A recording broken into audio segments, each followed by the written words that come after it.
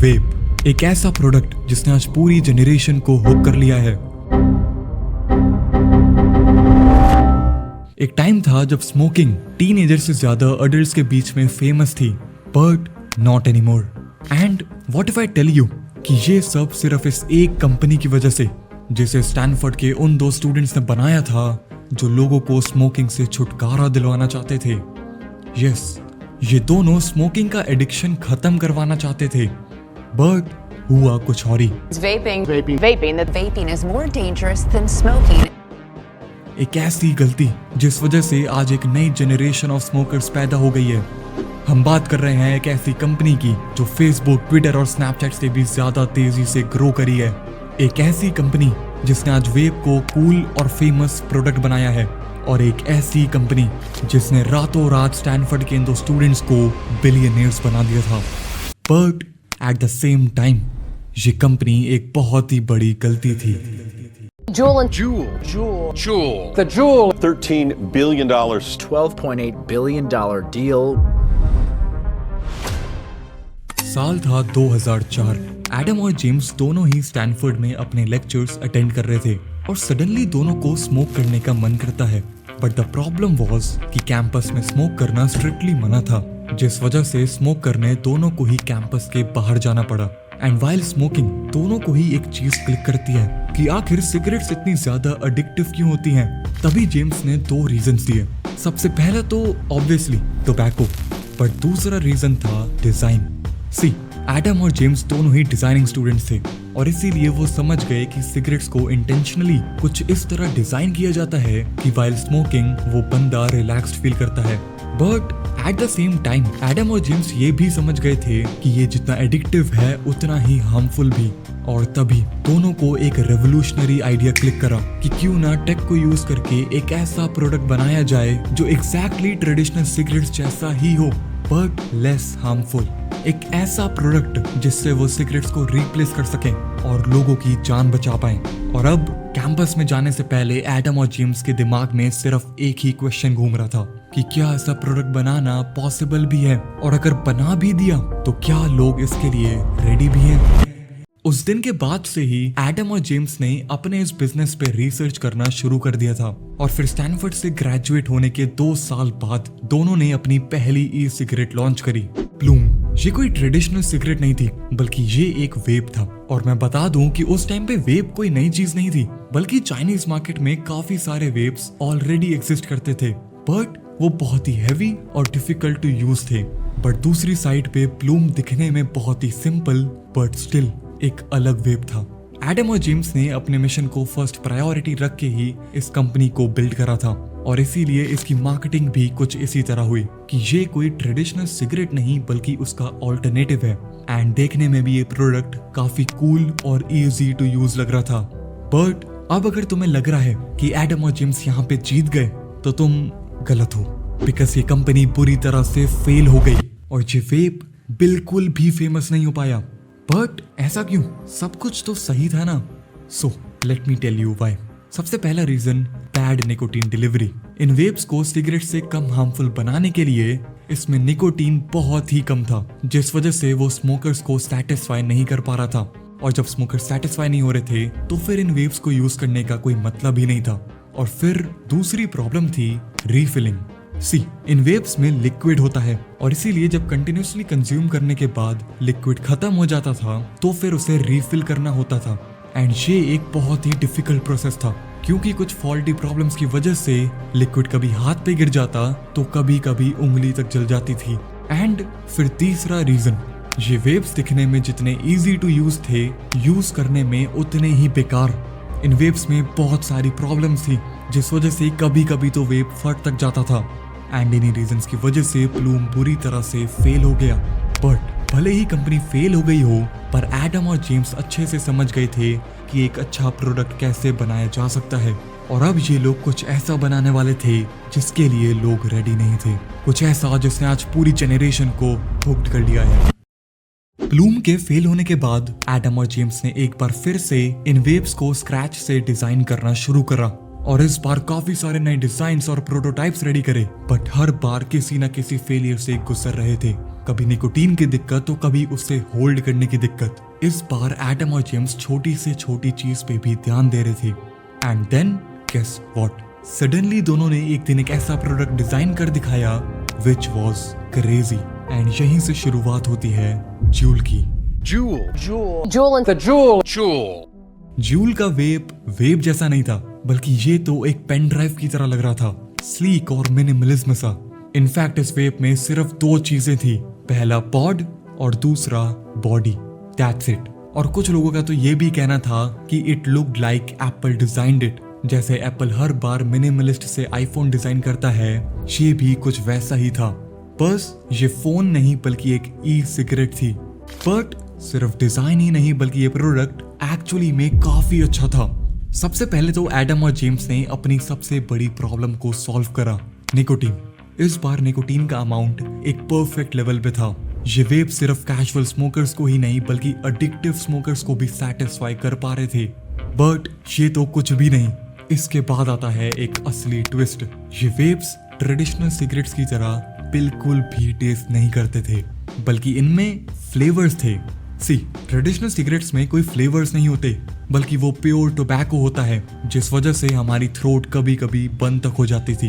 But in webs में mango, strawberry और blueberry जैसे फ्लेवर्स थे, जिस वजह से ये काफी अच्छा टेस्ट प्रोवाइड कर रहे थे। और सिर्फ टेस्ट ही नहीं, बल्कि जब ये फ्लेवर्स निकोटीन के साथ मिक्स हो रहे थे तो उससे एक बहुत अच्छा हिट मिलता था।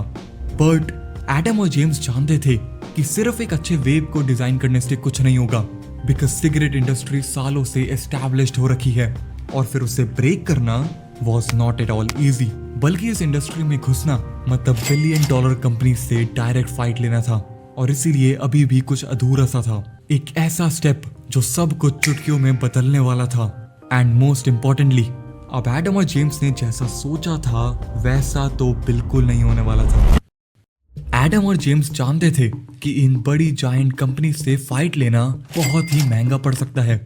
And here comes the most important concept of any business, marketing. See, Juul के पास एक बहुत बड़ा एडवांटेज था और वो था मार्केटिंग। सी, ट्रेडिशनल सिगरेट कंपनीज को एडवर्टाइज करना स्ट्रिक्टली मना होता है, बट ई सिगरेट्स के लिए ऐसा कोई भी रूल नहीं था। और इसी वजह से joule TV, billboard, social media और हर जगह अपने वेब्स की एडवर्टाइजिंग कर सकता था। And they did it. But यहीं से इस कहानी में एक मोड़ आता है।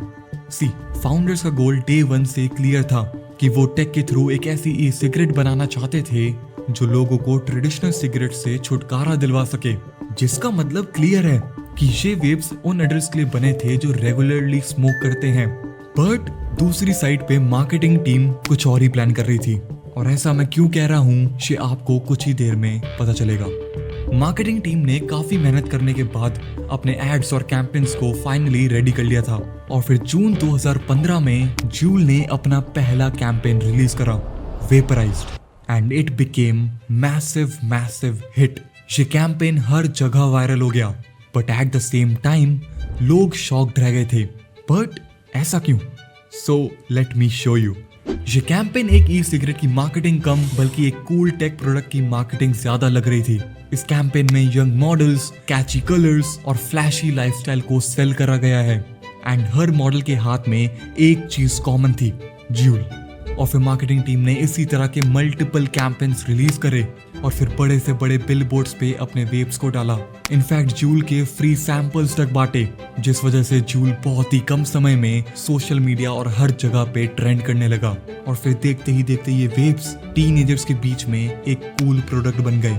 और इतना काफी नहीं था तो इनकी मार्केटिंग टीम ने अपने वेब्स फ्री में सेलिब्रिटीज को गिफ्ट कर दिए। और फिर जब भी कोई सेलिब्रिटी इन वेब्स के साथ फोटो डालता तो वो ऑटोमेटिकली एक कूल चीज बन गई थी, जिस वजह से ये वेब्स अडल्ट से ज्यादा टीनेजर्स के बीच में फेमस हो गए। एंड यहाँ पे गलती सिर्फ मार्केटिंग टीम की ही नहीं थी बल्कि प्रोडक्ट की भी थी। सी, इससे पहले टीनेजर्स ट्रेडिशनल सिगरेट्स को अनकूल मानते थे क्योंकि उसका टेस्ट अच्छा नहीं था, उसकी स्मेल अच्छी नहीं थी, उससे थ्रोट बंद हो जाती थी और ना ही वो इजी टू यूज होते थे। बट वेब्स के साथ ऐसा नहीं था, बल्कि वेब्स में तो फ्लेवर्स थे जिस वजह से वो अच्छा टेस्ट कर रहे थे और थ्रोट बंद तो बिल्कुल ही नहीं करते थे, और इनफैक्ट ये इजी टू यूज भी थे। बस वेप को जेब से निकाला, उसको कंज्यूम करा एंड दैट्स इट। तुम जब चाहो जहां चाहो इन वेप्स को यूज कर सकते थे। और इसी वजह से टीनेजर्स ने जूल को schools, malls, washrooms, clubs, bedroom और हर जगह यूज करना शुरू कर दिया। जिसके बाद देखते ही देखते कुछ ही समय में एक नई जनरेशन ऑफ स्मोकर्स पैदा हो गई थी। जो बच्चे एक टाइम पे स्मोकिंग को बेकार और यूजलेस मानते थे, उनके लिए वेपिंग कूल, रिलैक्सिंग और एडिक्टिव बन चुका था।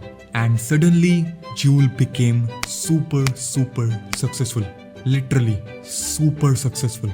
जहां पे फेसबुक को $10 बिलियन वैल्यूएशन तक पहुंचने में 6 साल लगे थे, स्नैपचैट को 5 साल, उबर को भी 5 साल, एयरबीएनबी को 7 साल, वही सेम चीज जूल ने सिर्फ 3 सालों में कर दिखाई, which made Juul the fastest startup ever to reach $10 billion valuation. Teenagers ने वेप्स को प्राइवेट प्लेस से लेके पब्लिक प्लेस में हर जगह यूज करना शुरू कर दिया था।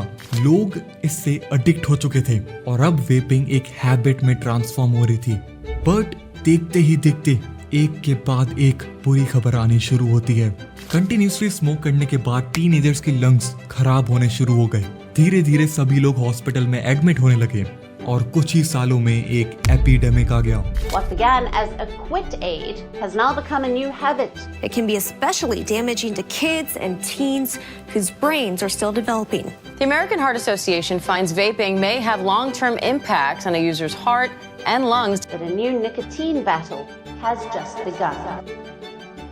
और अब कुछ ही देर में एडम और जेम्स एक ऐसा मूव चलने वाले थे जिसके बाद ये दोनों रातों रात बिलियनेयर्स बन गए। सिर्फ कुछ ही टाइम में वेपिंग टीनेजर्स के लिए एक हैबिट बन गई थी। वेप्स अब एक वांट नहीं बल्कि एक नीड थी। वेपिंग से टीनेजर्स को एक डोपामीन हिट मिल रहा था जिससे वो रिलैक्स्ड फील कर रहे थे। और फिर ऑब्वियसली सिर्फ कुछ ही सालों में सिम्टम्स दिखने शुरू हुए। सबके लंग्स में इफेक्ट दिखने लगा। एंड ये ऑब्वियस था क्योंकि वेप्स तो टीनेजर्स के लिए बने ही नहीं थे, ये तो रेगुलर स्मोकर्स के लिए बने थे। और इसीलिए हर दिन, हर हफ्ते, हर महीने सिचुएशन वर्स होती गई। एंड अब एडम और जेम्स अपने इस डिसीजन से रिग्रेट कर रहे थे क्योंकि ये चीज उनके मिशन से एकदम अपोजिट थी। एंड अगर तुम्हें याद हो तो ये प्रोडक्ट बनाने से पहले एडम और जेम्स ने एक चीज कही थी। कैंपस में जाने से पहले एडम और जेम्स के दिमाग में सिर्फ एक ही क्वेश्चन घूम रहा था कि क्या ऐसा प्रोडक्ट बनाना पॉसिबल भी है, और अगर बना भी दिया तो क्या लोग इसके लिए रेडी भी हैं। अब इसका आंसर एडम और जेम्स को मिल गया था। और फिर ऐसी सिचुएशन में एडम और जेम्स के पास सिर्फ एक ही रास्ता था, एग्जिट ले लेना, विच मीन्स कंपनी को बेच देना। एंड यही हुआ। एडम और जेम्स ने अमेरिका की सबसे बड़ी सिगरेट मैन्युफैक्चरिंग कंपनी, जो इनकी सबसे बड़ी कंपेटिटर थी, ऑल्ट्रिया, उस कंपनी ने जूल को $13 बिलियन में खरीद लिया। और इस डील के बाद सब लोग शॉक्ड रह गए थे क्योंकि जूल जो ट्रेडिशनल सिगरेट्स के अगेंस्ट था, अब वही जूल अमेरिका की सबसे बड़ी सिगरेट मैन्युफैक्चरिंग कंपनी के अंडर में था। बट बिजनेस पर्सपेक्टिव से ये एक काफी अच्छी डील थी क्योंकि इसके बाद ऑल्ट्रिया के प्रॉफिट्स मल्टीप्लाई होने लगे और एडम और जेम्स रातों रात बिलियनियर्स बन गए थे। To be honest, no one knows future कैसा होने वाला है क्योंकि अब मार्केट में सिर्फ जूल ही नहीं बल्कि और भी वेप्स आ चुके हैं और इनकी डिमांड हर साल बढ़ती जा रही है। इनफैक्ट आज वेप इंडस्ट्री की वैल्यूएशन $30 बिलियन की है। बट एनीवेज, इस वीडियो को यहीं पे एंड करते हैं और अपने वेप लवर दोस्त को ये वीडियो जरूर शेयर करना।